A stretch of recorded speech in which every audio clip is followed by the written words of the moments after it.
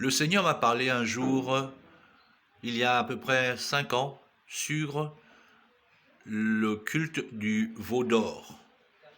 Alors, je n'ai pas compris tout de suite, mais au fur et à mesure, l'Esprit m'a expliqué en long et en large que, en ce moment, c'est le veau d'or, la période de veau d'or. Dans la Bible, lorsque Israël sort d'Égypte, Isolélé sort d'Égypte, à un moment donné, ils vont stationner à un endroit. Et là, il va y avoir un gros problème, un événement dramatique. Israël va adorer le veau d'or. En Égypte, il y avait le culte du veau. En Égypte, il y avait le culte du veau. Et donc, Israël va adorer le veau d'or. Ça veut dire qu'en fait, ils sont sortis d'Égypte avec ce culte dans leur cœur. Qui sait pourquoi Moïse est même resté longtemps sur le mont Sinaï. Peut-être qu'il fallait que ça sorte.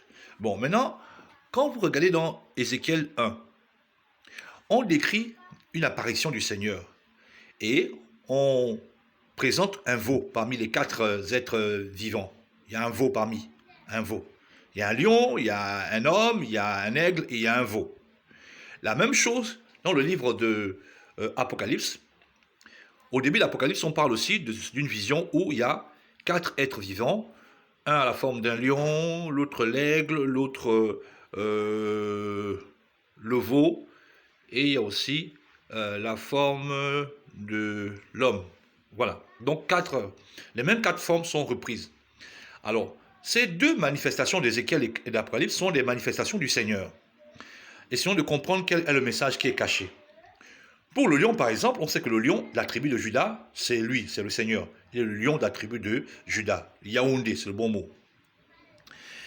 Donc, c'est la royauté du Seigneur. C'est la royauté. Pour l'aigle, on sait que l'aigle est l'oiseau qui vole le plus haut.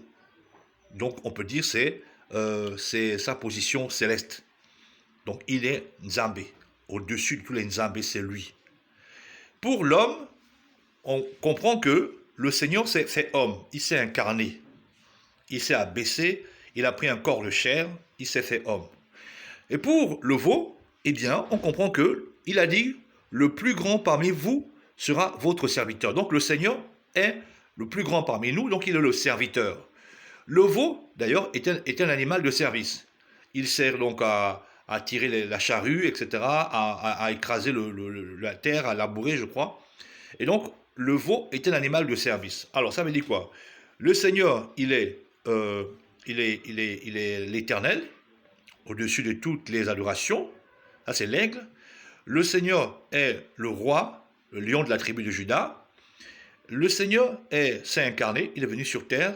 En fait, c'est les quatre grandes révélations que l'on doit avoir, que tout disciple doit avoir du Seigneur. Les quatre grandes révélations, c'est qu'il est le roi des rois. Voilà. Donc c'est lui qui mérite l'adoration. On doit l'adorer. Il est le lion, il est l'homme, il s'est fait chair, il a pris un corps de chair pour venir mourir pour nous. Ça, c'est l'incarnation, c'est le sacrifice de Christ. Il est l'aigle, il est celui qui est au-dessus de tout. Voilà, l'aigle, l'oiseau qui vole le plus haut au monde. Et il est le veau, c'est lui qui est à notre service. Il nous rend service. Il nous garde, il nous protège. Lorsque tu prends un taxi, tu comptes sur qui pour t'amener à bon port? Le chauffeur de taxi, là, qui peut-être est bourré? Non, tu comptes sur le Seigneur. Donc, il te conduit. Il est comme ton chauffeur. Lorsque tu te couches ce soir, est-ce que lui dort? Toi, tu dors. Tu es comme un roi, tu dors. Mais lui, il te préserve contre les sorciers, contre les bandits. Bref, il est comme ton gardien de nuit. Lorsque tu as un problème, tu dis Seigneur, voilà, j'ai tel souci, il fait. En fait, il est à notre service. Ça, c'est le côté du veau. Le Seigneur, c'est le côté du veau. Et il a dit, il n'y a pas de problème, il nous rend des services. Il nous sert quelque part. Quelque part, le Seigneur nous sert. Et donc, cette partie-là, que le Seigneur se met à notre service, c'est ce qui est exposé actuellement dans les églises. C'est ce qui est mis devant. Les prédications tournent autour de ce que le Seigneur va faire pour les gens. Le Seigneur vient au service des gens. Et donc les gens, en fait, ils sont là pour attendre ce que le Seigneur doit faire pour eux. Quand vous lisez Apocalypse, quand on parle des lettres aux sept églises, je crois que la septième église, c'est l'église de Laodicée. Laodicée signifie quoi? Laodicée signifie le droit du peuple. le droit du peuple. C'est un peuple qui réclame des droits. On a droit à être bien logé, on a droit à la nourriture, on a droit à être protégé, on a droit, c'est ce que veut dire la Odyssée. Ça veut dire le droit du peuple. Donc c'est un peu comme actuellement la démocratie. Le peuple commande. Le peuple, n'est-ce pas, a des exigences. C'est ça.